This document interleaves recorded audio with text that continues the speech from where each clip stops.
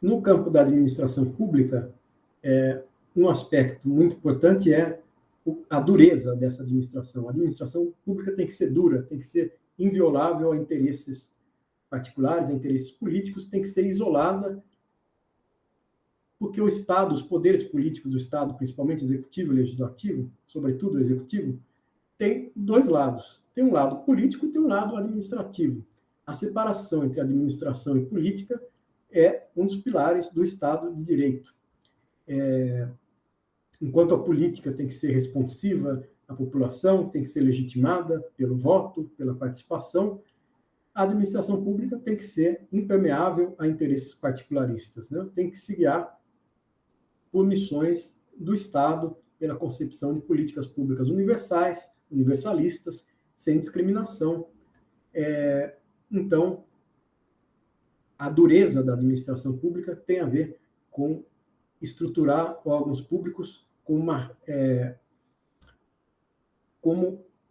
blindados contra dependências pessoais, clientelismo, e pautados por uma seleção técnica e por uma burocracia profissional. Além dessa seleção técnica, concursos públicos,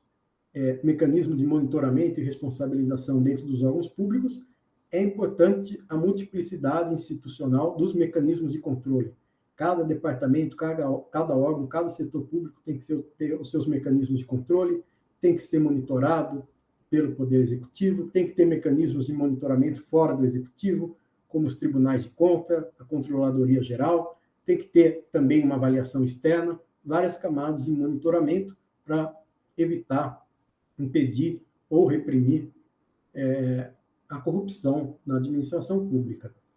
E também na própria correção, não apenas evitar e reprimir a corrupção, mas na própria correção do conteúdo de políticas públicas, é importante que o Estado,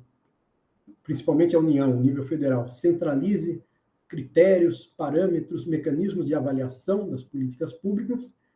e permita aos entes federativos, aos estados, e os estados, por sua vez, permitam aos municípios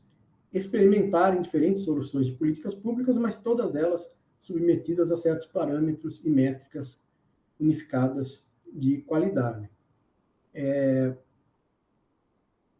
Um ponto também muito importante da administração pública é ela se proteger contra a captura por grupos de interesse e, portanto, favorecer a auto-organização da sociedade nos seus diversos setores, na educação, na saúde, na cultura, mas evitando a captura do órgão público por grupos de interesses privados. E também na cooperação público-privada, o Estado, muitas vezes, descentraliza, concede a implementação de políticas públicas a organizações sociais, a organizações sem fins lucrativos, ou mesmo a empresas, a organizações com fins lucrativos.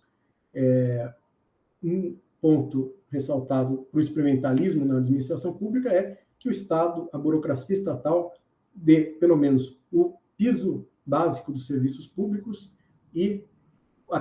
seja responsável pelos serviços públicos mais complexos, permitindo uma competição